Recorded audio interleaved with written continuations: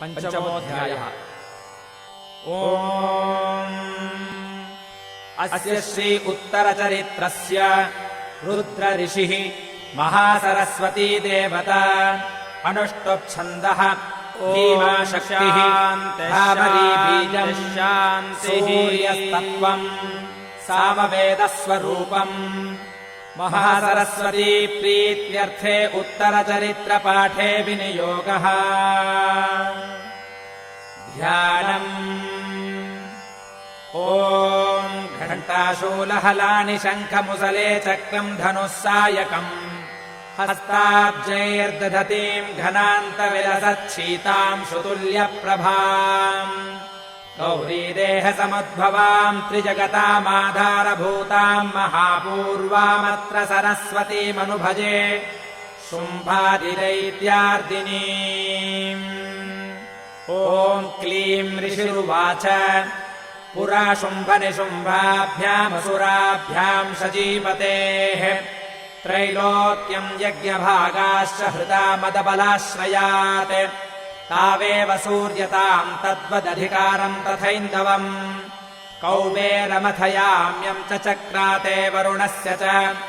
तावेव पवनद्भिम् च चक्रतुर्वह्निकर्म च ततो देवा विनिर्धूता भ्रष्टराज्याः पराजिताः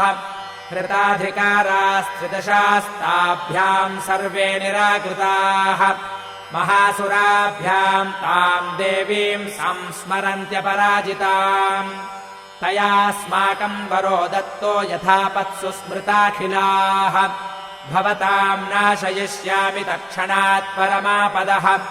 इति कृत्वा मतिम् देवा हिमवन्तम् नगेश्वरम् जग्मुस्तत्र ततो देवीम् विष्णुमायाम् प्रतुष्टुवुः। देवा ऊचुः नमो देव्यै महादेव्यै शिवायै सततम् नमः नमः प्रकृत्यै भद्रायै नियताः प्रणतास्मताम् रौद्रायै नमो नित्यायै गौर्यै धात्र्यै नमो नमः ज्योत्स्नायै चेन्दुरूपिण्यै सुखायै सततम् नमः कल्याण्यै प्रयताम् वृद्ध्यै सिद्ध्यै कुर्मो नमो नमः नैऋत्यै भूभृताम् लक्ष्म्यै सर्वाण्यै ते नमो नमः दुर्गायै दुर्गपालायै सारायै सर्वकारिण्यै ख्यात्यै तथैव कृष्णायै धूम्रायै सततम् नमः अतिसौम्यातिरौद्रायै नतास्तस्यै नमो नमः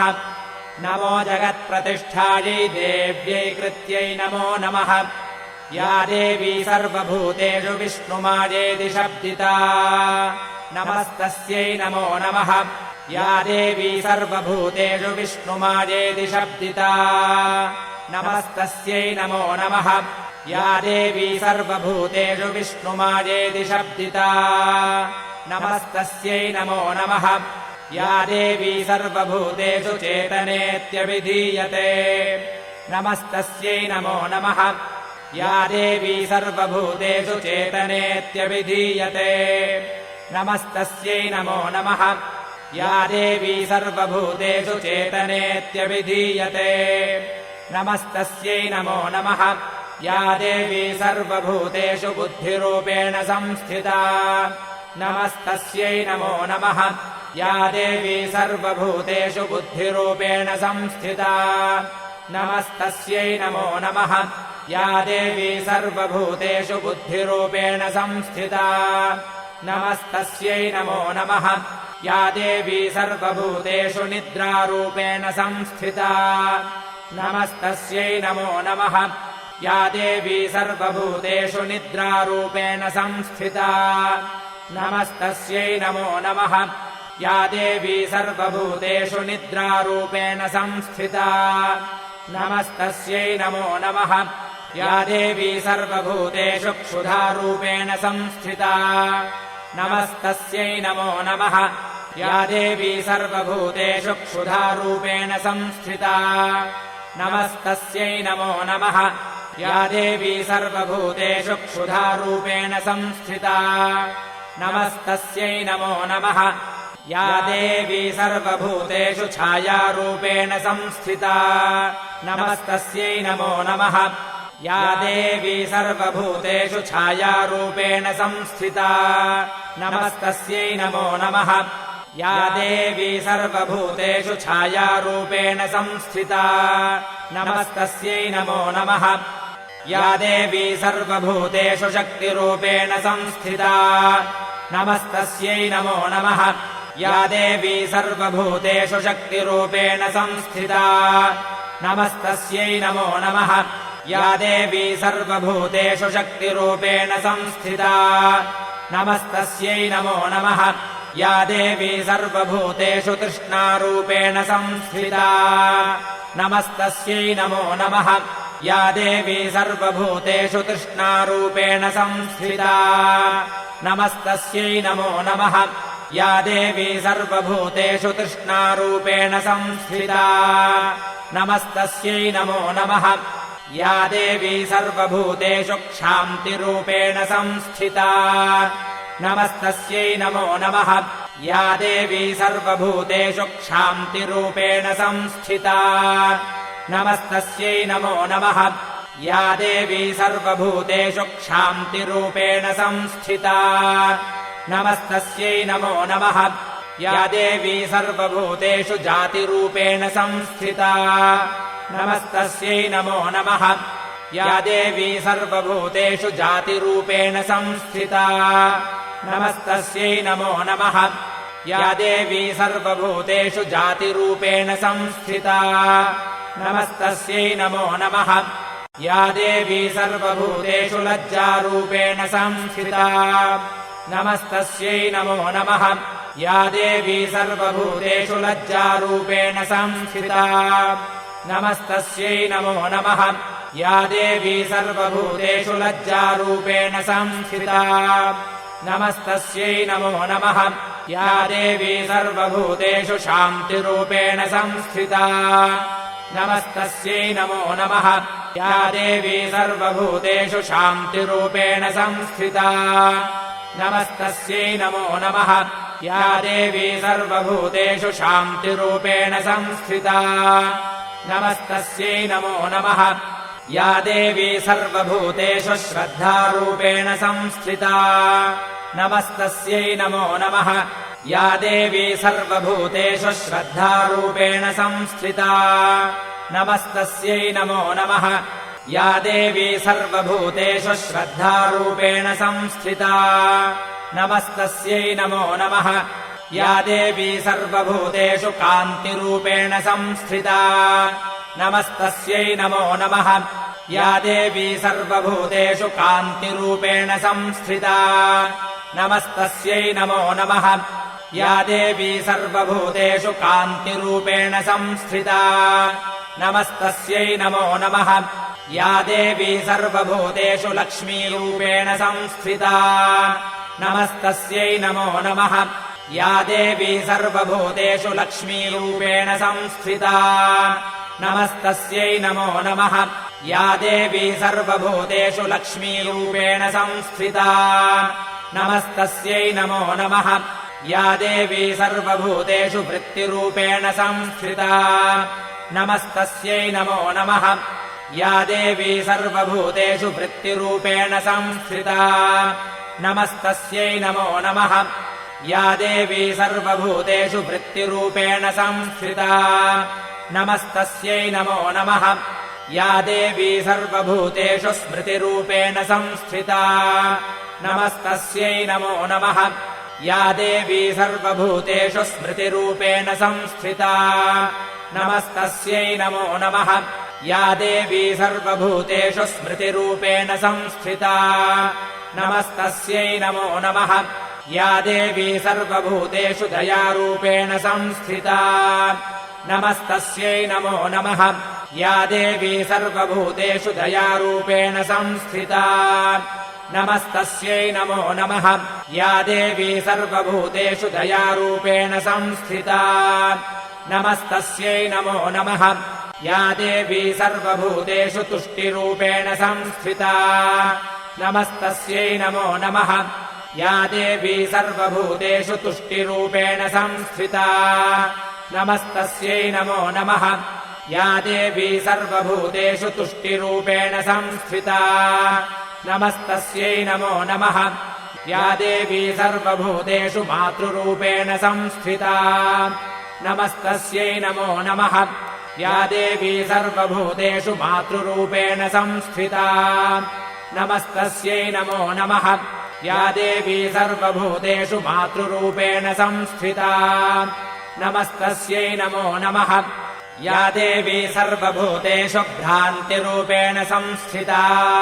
नमस्तस्यै नमो नमः। या देवी सर्वभूतेषु भ्रान्तिरूपेण संस्थिता नमस्तस्यै नमो नमः। या देवी सर्वभूतेषु भ्रान्तिरूपेण संस्थिता नमस्तस्यै नमो नमः।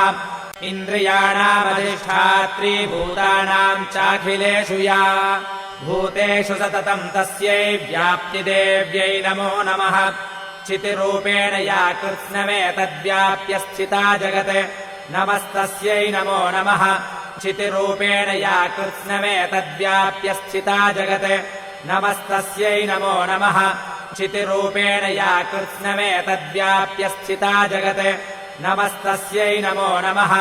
स्तुताः सुरैः पूर्वमभीष्टसंशयात् तथा सुरेन्द्रेण दिनेषु सेविता करोतु सा नः शुभहेतुरीश्वरी शुभानि भद्राण्यभिहन्तु चापदः। या साम्प्रतम् चोद्धरदैत्यतापितैः अस्माभिरीशा च सुरैर्नमस्यते या च स्मृता तत्क्षणमेव हन्ति नः सर्वापदो भक्तिविनम्रमूर्तिभिः। ऋषिरुवाच एवम् स्तवादियुक्तानाम् देवानाम् तत्र पार्वती स्नातुमभ्याययौ तो ये जाह्नव्या नृपनन्दन सा ब्रवीत्तान् सुरान् शुभ्रोर्भवद्भिः स्तूयतेऽत्र का शरीरकोशतश्चास्याः समुद्भूता ब्रवीच्छिवा स्तोत्रम् ममैतत्क्रियते शुम्भदैत्यनिराकृतैः देवैः समेतैः समरे निशुम्भेन पराजितैः शरीरकोशाद्यत्तस्याः पार्वत्या निःसृताम्बिका कौशिकीति समस्तेषु ततो लोकेषु गीयते तस्याम् विनिर्गतायाम् तु कृष्णाभूत् सापि पार्वती कालिकेति समाख्याता हिमाचलकृताश्रया ततोऽम्बिकाम् परम् रूपम् बिभ्राणाम् सुमनोहरम् ददर्श चण्डो मुण्डश्च भृत्यो शुम्भनिशुम्भयोः ताभ्याम् शुम्भाय चाख्याता अतीव सुमनोहरा काप्यास्ते स्त्रीमहाराज भासयन्ती हिमाचलम् नैव तादृक्वचिद्रूपम् दृष्टम् केनचिदुत्तमम् न्यायताम् काप्यसौ देवी गृह्यताम् चासुरेश्वर स्त्रीरत्नमति चार्वङ्गी द्योतयन्ती दिशस्त्विषा सा तु तिष्ठति दैत्येन्द्र ताम् भवान् द्रष्टुमर्हति यानि रत्नानि मणयो गजाश्वादीनि वै प्रभो त्रैलोक्ये तु समस्तानि साम्प्रतम् धान्ति ते गृहे ऐरावतः समानीतो गजरत्नम् पुरन्दरात् पारिजाततरुश्चायम् तथैवोच्चैश्रवाहयः विमानम् हंस संयुक्तमेतत्तिष्ठति तेऽङ्गणे रत्नभूतमिहानीतम् यदासीद्वेधसोऽद्भुतम् निधिरेश महापद्मः समानीतो धनेश्वरात् किञ्जल्किनीम् ददौ चाभ्यर्मालामम्लानपङ्कजाम् छत्रम् ते वारुणम् गेहे काञ्चनस्रावितिष्ठति तथायम् स्यन्दनवरो यः पुरासीत् प्रजापतेः मृत्योरुत्क्रान्तिदानाम शक्तिरीशत्वया हृता पाशः सलिलराजस्य भ्रातुस्तव परिग्रहे निशुम्भस्याभिजाताश्च समस्ता रत्नजातयः वह्निरपि ददौ तुभ्यमग्निशौचे च वाससि एवम् दैत्येन्द्ररत्नानि समस्तान्याहृतानि ते स्त्रीरत्नमेषा कल्याणी त्वया कस्मान्न गृह्यते ऋषिरुवाच निशम्येति वचः शुम्भः सतता चण्डमुण्डयोः प्रेषयामास सुग्रीवम् दूतम् देव्या महासुरम् इति चेति च वक्तव्या सा गत्वा वचनान्मम यथा चाभ्येति सम्प्रीत्या तथा कार्यम् त्वया लघु स तत्र गत्वा यत्रास्ते शैलोद्देशेति शोभने सा देवी ताम् ततः प्राह श्लक्ष्णम् मधुरया गिरा दूत उवाच देवि दैत्येश्वरः शुम्भस्त्रैलोक्ये परमेश्वरः दूतोऽहम् प्रेषितस्तेन त्वत्सकाशमिहागतः अव्याहताज्ञः सर्वासु यः सदा देवयोनिषु निर्जिता किल दैत्यारिः स यदाह शृणुष्व तत् मम त्रैलोक्यमखिलम् मम देवावशानुगाः यज्ञभागानहम् सर्वानुपाश्नामि पृथक् पृथक् त्रैलोक्ये वररत्नानि मम वश्यान्यशेषतः तथैव गजरत्नम् च हृत्वा देवेन्द्रवाहनम् क्षीरोदमथनोद्भूतमश्वरत्नम् ममामरैः उच्चैः श्रवससंज्ञम् तत्प्रणिपत्य समर्पितम् यानि चान्यानि देवेषु गन्धर्वेषु रकेषु च रत्नभूतानि भूतानि तानि मय्येव शोभने स्त्रीरत्नभूताम् त्वाम् देवि लोके मन्यामहे वयम् सा त्वमस्मानुपागच्छ यतो रत्नभुजो वयम् माम् वा ममानुजम् वापि निशुम्भमुरुविक्रमम् भज त्वम् चञ्चलापाङ्गिरत्नभूतासि वै यतः परमैश्वर्यमतुलम् प्राप्स्यसे मत्परिग्रहात् एतद्बुद्ध्या समालोच्य मत्परिग्रहताम् व्रज ऋषिरुवाच इत्युक्ता सा तदा देवी गम्भीरान्तस्मिता जगौ दुर्गा भगवती भद्राययेदम् धार्यते जगत् देव्युवाच सत्यमुक्तम् त्वया नात्र मिथ्या किञ्चित् त्वयोदितम् त्रैलोक्याधिपतिः शुम्भो निशुम्भश्चापि तादृशः किम् तत्र यत्प्रतिज्ञातम् मिथ्या तत्क्रियते कथम् श्रूयतामल्पबुद्धित्वात् प्रतिज्ञा या कृता पुरा यो माम् जयति सङ्ग्रामे यो मे दर्पम् व्यपोहति यो मे प्रतिपलो लोके स मे भर्ता भविष्यति तदा गच्छतु शुम्भोऽत्र निशुम्भो वा महासुरः माम् जित्वा किम् चिरेणात्र पाणिम् गृह्णातु मे लघु दूत उवाच अवलिप्तासि मैवम् त्वम् देवि ब्रूहि ममाग्रतः त्रैलोक्ये कः पुमांस्तिष्ठेदग्रे शुम्भनिशुम्भयोः अन्येषामपि दैत्यानाम् सर्वे देवानवैयुधि तिष्ठन्ति सम्मुखे देवि किम् पुनः स्त्रीत्वमेकिका इन्द्राद्याः सकला देवास्तस्थुर्येषाम् न संयुगे शुम्भादीनाम् कथम् तेषाम् स्त्रीप्रयास्यसि सम्मुखम् सा त्वम् गच्छ मयैवोक्ता पार्श्वम् शुम्भनिशुम्भयोः केशाकर्षण निर्धूत गौरवामागमिष्यसि देव्युवाच एवमेतद्बली शुम्भो निशुम्भश्चातिवीर्यवान् किम् करोमि प्रतिज्ञा मे यदनालोचिता पुरा स त्वम् गच्छ मयोक्तम् ते यदेतत्सर्वमादृतः तदा चक्ष्वासुरेन्द्राय स च युक्तम् करोतु तत् ओम् इति श्रीमार्कण्डेयपुराणे सावर्णिके मन्वन्तरे देवी माहात्म्ये देव्या दूतसंवादो नाम 5मोऽध्यायः।